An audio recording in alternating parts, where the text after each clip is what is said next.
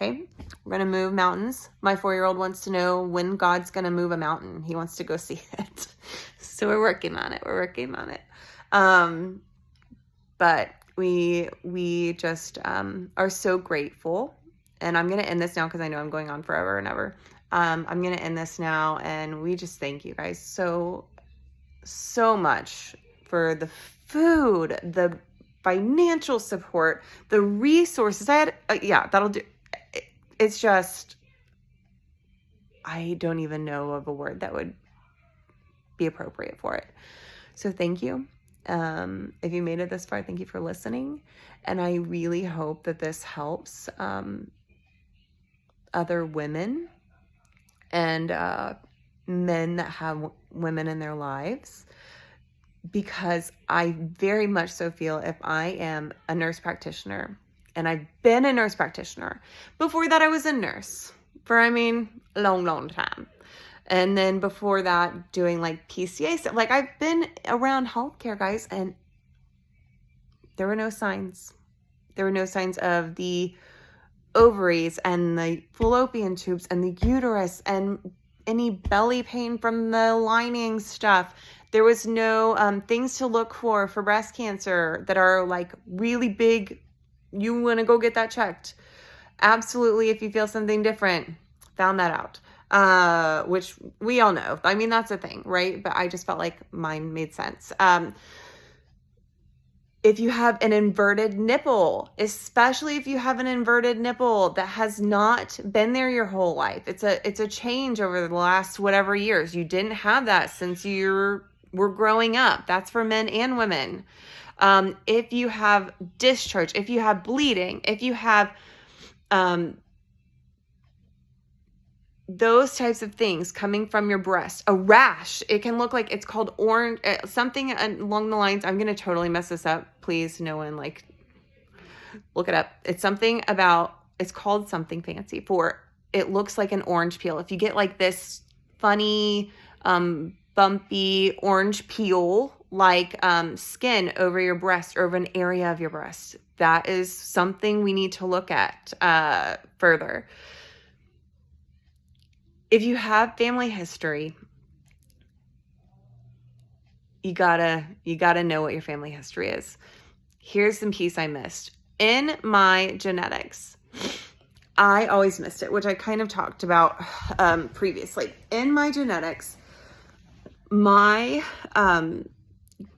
maternal grandfather had 5 out of 6 sisters that had breast cancer. One had it premenopausal. The rest had it in their 70s and 80s. And they were like alive far past when they were told that they were going to be living. So in thinking about that, if my grandfather had 5 sisters that all had breast cancer, that 5 out of 6, then that is pretty concerning for genetics. However, I never knew to tell anyone that. It wasn't my grandfather we always asked about. It wasn't my grandmother that we always asked about on either side. Hold on. It wasn't that on my mom's side. My dad's mother had a bilateral prophylactic double mastectomy. So she did that because her mom in her 50s had breast cancer. And so at the time, they just bilateral mastectomy. You could choose that if your mom had breast cancer, and that's what she chose to do to decrease her risk.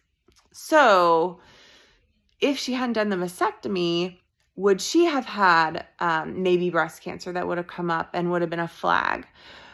Or if we went further in genetics to ask about your grandfather or the male relatives, do they have siblings that are sisters and have breast cancer?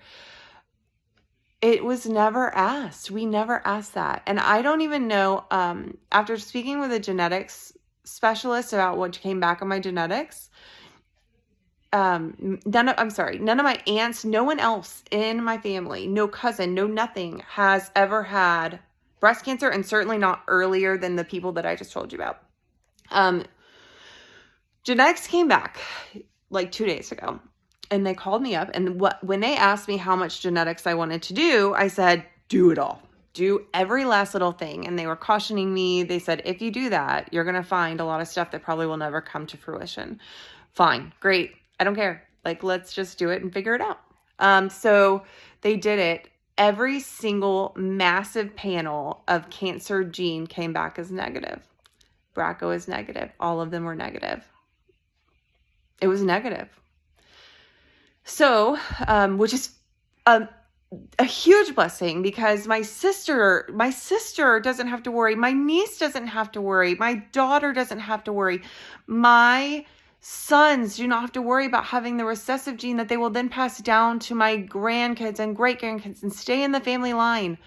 It is a huge, huge weight off of us, which was just the biggest God blessing. So I told the geneticist, I said, hey, do we have to worry about Kaya still doing the mammograms 10 years earlier? And she said, well, yes. And since we thought it was at 36, go ahead and have her do it at 26, because while we see the genes that are here are negative, that is, which is great. We may not know all of the genes in 2023. Right? My sister's friend that I've been talking about, discussing, that's given us all these resources with MD Anderson, her grandmother had breast cancer, her mother had breast cancer, and she has breast cancer. Her genetics came back as negative.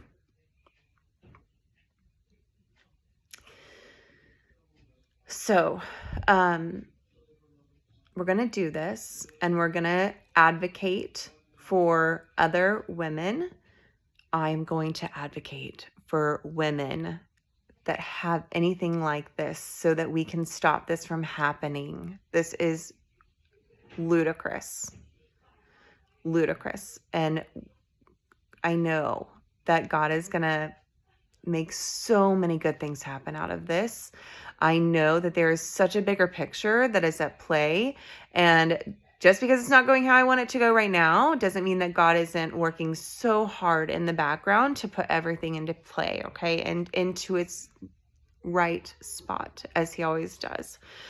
I absolutely believe that if there is any chance of me getting old and gray and wrinkly in life, that it is by God and whatever he deems as appropriate. So please continue to pray for us. Please continue to, if you know anything about getting policy change, or anyone that does, I would love to hear back. I would love, love, love to hear back about that, so we can help others not have to do this, because this was extremely preventable. So yeah, I appreciate you guys. Gonna sign out for the night. Bye.